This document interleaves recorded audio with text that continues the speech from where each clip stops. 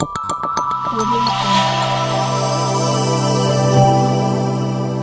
Jungle.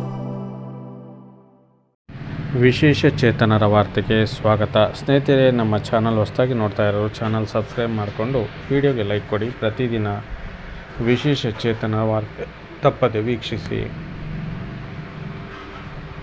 ಛಲವೊಂದಿದ್ದರೆ ಸಾಕು, ಬದುಕಿನಲ್ಲಿ ಏನಾದರೂ ಸಾಧಿಸಬಹುದು ಎನ್ನುವುದಕ್ಕೆ ಹುಬ್ಬಳ್ಳಿಯ ಪ್ಯಾರಾಶೂಟರ್ ಶ್ರೀ ಹರ್ಷ ದೇವರೆಡ್ಡಿ ಉತ್ತಮ ಉದಾಹರಣೆಯಾಗಿ ನಿಲ್ಲುತ್ತಾರೆ. 11 ವರ್ಷಗಳ ಹಿಂದೆ ಅಪಘಾತವೊಂದರಲ್ಲಿ ಕೈಕಾಲುಗಳ ಸ್ವಾಧೀನ ಕಳೆದುಕೊಂಡು ಕನಸುಗಳು ಮಣ್ಣು ಪಾಲಾದರೂ ಎದೆಗುಂದದೆ ಮತ್ತೊಂದು ಕನಸು ಬೆನ್ನತ್ತಿದ್ದಾರೆ.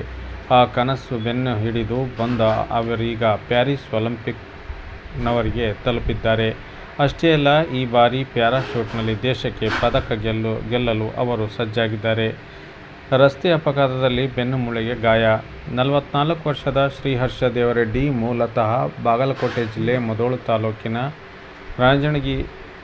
ರಣಜಿಣಗಿಯಲ್ಲಿ ಹುಟ್ಟಿದ್ದು 1985ರಲ್ಲಿ ಧಾರವಾಡದಲ್ಲಿ ಸದ್ಯ ಹೆಂಡತಿ, ಮಗ, ಅಪ್ಪ ಅಮ್ಮನೊಂದಿಗೆ ಹುಬ್ಬಳ್ಳಿಯಲ್ಲಿ ವಾಸವಾಗಿದ್ದಾರೆ.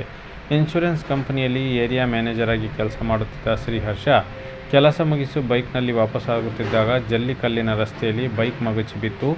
ಈ ವೇಳೆ ಬೆನ್ನು ಮೂಳೆ, ಕುತ್ತಿಗೆ ಭಾಗಕ್ಕೆ ಗಂಭೀರ ಗಾಯವಾಯಿತು. ಸ್ಥಳದಲ್ಲಿ ಪ್ರಜ್ಞೆ ತಪ್ಪಿ ಬಿದ್ದಿದ್ದ ಅವರಿಗೆ SDM ಮೆಡಿಕಲ್ ಕಾಲೇಜು ಧಾರವಾಡದಲ್ಲಿ ಶಸ್ತ್ರಚಿಕಿತ್ಸೆ ಕೊಡಿಸಲಾಯಿತು.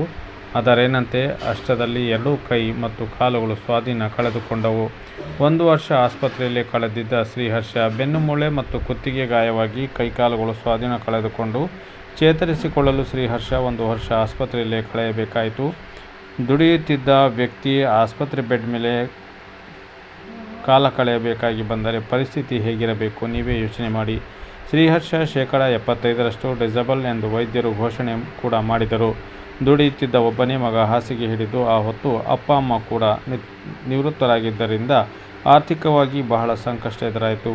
ಹಳೆ ಕಂಪನಿಯಲ್ಲಿ ಮತ್ತೆ ಉದ್ಯೋಗ ಕೊಡುವುದಾಗಿ ಹೇಳಿದರು. ಆದರೆ ಕಂಪ್ಯೂಟರ್ ವಿಭಾಗದಲ್ಲಿ ಕೆಲಸ ಮಾಡಲು ಕೈ ಬೆರಳುಗಳು ಸಾಕಷ್ಟು ಶಕ್ತವಾಗಿರಲಿಲ್ಲ. ಹೀಗಾಗಿ ಶ್ರೀಹರ್ಷ ಕಂಪನಿಯನ್ನು ಸಹ ತೊರೆಯಬೇಕಾಯಿತು. ಬ್ಯಾಡ್ಮಿಂಟನ್ ಬದಲು ಕೈ ಹಿಡಿದ ಪ್ಯಾರಾಶೂಟಿಂಗ್. JSS ಕಾಲೇಜಿನಲ್ಲಿ ಪದವಿ ಕಲಿಯುತ್ತಿದ್ದಾಗ ಶ್ರೀಹರ್ಷ ಕರ್ನಾಟಕ ವಿಭಾಗ ಮಟ್ಟದ ಬ್ಯಾಡ್ಮಿಂಟನ್ ಆಟಗಾರ. ಆದರೆ ಅಪಘಾತ ಅವರ ಕನಸಿಗೆ ಕಾರ್ಮೋಡ ಕವಿಯುವಂತೆ ಮಾಡಿತು. ಅದರ ಬಳಿಕವೂ ಕ್ರೀಡೆಯಲ್ಲಿ ಏನಾದರೂ ಒಂದು ಸಾಧನೆ ಮಾಡಬೇಕೆಂದು ನಾನು ಪ್ಯಾರಾಮೆಡಿಕಲ್ ಕ್ರೀಡಾಕೂಟ ಬಗ್ಗೆ ಯೂಟ್ಯೂಬ್ ಅಲ್ಲಿಂದ ಮಾಹಿತಿ ಕಲೆ ಹಾಕಿದೆ. ಆರಂಭದಲ್ಲಿ ಬ್ಯಾಡ್ಮಿಂಟನ್ಗೆ ಯತ್ನಿಸಿದೆ, ಆದರೆ ಬ್ಯಾಡ್ಮಿಂಟನ್ ಆಡಲು ಕೈಯಲ್ಲಿ ಶಕ್ತಿ ಇರಲಿಲ್ಲ. ಬಳಿಕ ಹುಬ್ಬಳ್ಳಿಯ ಶೂಟ್ರೇಂಜ್ನಲ್ಲಿ ಶೂಟಿಂಗ್ ಅಭ್ಯಾಸ ನಡೆಸಿದೆ.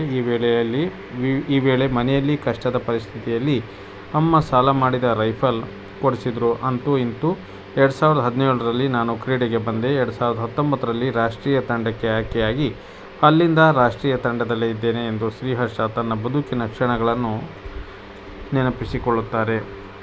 ವೀಲ್ಚೇರ್ನಲ್ಲಿ ಕುಳಿತು ಸ್ಪರ್ಧಿಸುವ ಬಗ್ಗೆಯೂ ಶ್ರೀಹರ್ಷ ವಿಚಾರಗಳನ್ನು ಹಂಚಿಕೊಂಡರು. ನಮ್ಮ ಅಂಗವೈಕಲ್ಯಕ್ಕೆ ತಕ್ಕಂತೆ ಸ್ಪರ್ಧೆಗೆ ಅವಕಾಶವಿರುತ್ತದೆ. ಆದರೆ ಅವಶ್ಯವಿದ್ದರೆ ನಮಗೆ ಕೈಕಾಲುಗಳು ಸಪೋರ್ಟ್ ಬಳಸಬಹುದು. ನಮಗೆ ಒಬ್ಬರು ಲೋಡರ್ ಇರುತ್ತಾರೆ. ಸದ್ಯ ನನಗೆ ನನ್ನ ಪತ್ನಿ ಶೋಭಾ ದೇವರೆಡ್ಡಿಯೇ ಲೋಡರ್, ಎಸ್ಕಾರ್ಟ್ ಆಗಿ ಜೊತೆಗಿದ್ದರು, ಬೆಂಬಲಿಸುತ್ತಾರೆ. ಇದರ ಜೊತೆಗೆ ದ್ರೋಣಾಚಾರ್ಯ ಪ್ರಶಸ್ತಿ ವಿಜೇತ ಕೋಚ್ JP ನಟೋಲಿಯಾ, ಪ್ರಾಜೆಕ್ಟ್ ಹೊಸೂರು ನನಗೆ ತರಬೇತುದಾರರಾಗಿ ಸದಾ ಬೆಂಬಲಿಸುತ್ತಾರೆ ಎಂದು ಶ್ರೀಹರ್ಷ ತನಗೆ ನೆರವು ನೀಡುವ ಕೈಗಳ ಬಗ್ಗೆ ಸ್ಮರಿಸಿಕೊಳ್ಳುತ್ತಾರೆ. ರಾಜ್ಯ ಮತ್ತು ಅಂತಾರಾಷ್ಟ್ರೀಯ ಅನೇಕ ಕ್ರೀಡಾಕೂಟಗಳಲ್ಲಿ ಪದಕಗಳನ್ನು ಗೆದ್ದಿರುವ ದೇವರೆಡ್ಡಿಗೆ 2019ರಿಂದ ಸತತ ರಾಷ್ಟ್ರೀಯ ಮಟ್ಟದಲ್ಲಿ ಚಿನ್ನದ ಪದಕ ಲಭಿಸಿದೆ.